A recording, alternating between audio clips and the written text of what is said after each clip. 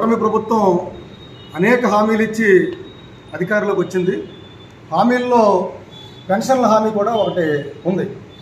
అయితే ఈ రోజున గతంలో ఇచ్చిన పెన్షన్లు ఏవైతే ఉన్నాయో అవి కొనసాగింపు జరుగుతూ ఉంది తప్ప ఈ ప్రభుత్వం వచ్చిన తర్వాత కొత్తగా ఏ ఒక్కరికి కూడా అదనంగా పెన్షన్స్ ఇవ్వలేదు.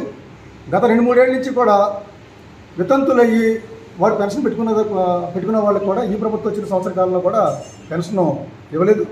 అలాగే ఈ కాలంలో కూడా ఎవరికైనా కుటుంబంలో భర్త పోయి పెన్షన్ పెట్టుకున్నా అటువంటి వారికి కానీ 60 ఏళ్ళు ఏదైతే వయసు దాటిన తర్వాత పెన్షన్కి అర్హులయ్యారో అర్హులకి కూడా అటువంటిది ఇవ్వలేదు. అంటే ఒకటి వృద్ధాప్య పెన్షన్ ఇవ్వలేదు, వితంతు పెన్షన్ ఇవ్వలేదు, అదనంగా ఒక్క పెన్షన్ని కూడా ప్రభుత్వం ఇవ్వలేదు.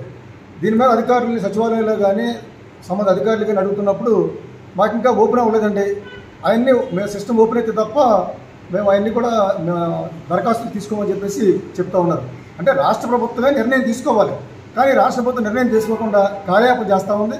అంటే ఒక్క సంవత్సరం పెన్షన్ రాకపోయినా సుమారుగా 50,000 రూపాయలు ఒక్కొక్క కుటుంబం కూడా నష్టపోయే పరిస్థితి ఇవాళ ఉంది.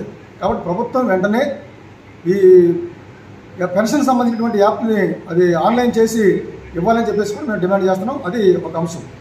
రెండోది 293 కోట్ల రూపాయల జిల్లాలో ధాన్యం బకాయిలు ఇవాళ ఉన్నాయి.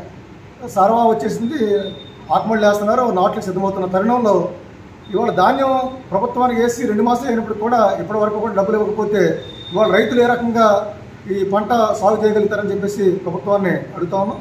కాబట్టి వెంటనే ఈ ధాన్యం బకాయి డబ్బుల్ని కూడా వేయాలని చెప్పేసి ప్రభుత్వాన్ని డిమాండ్ చేస్తూ ఉన్నాం.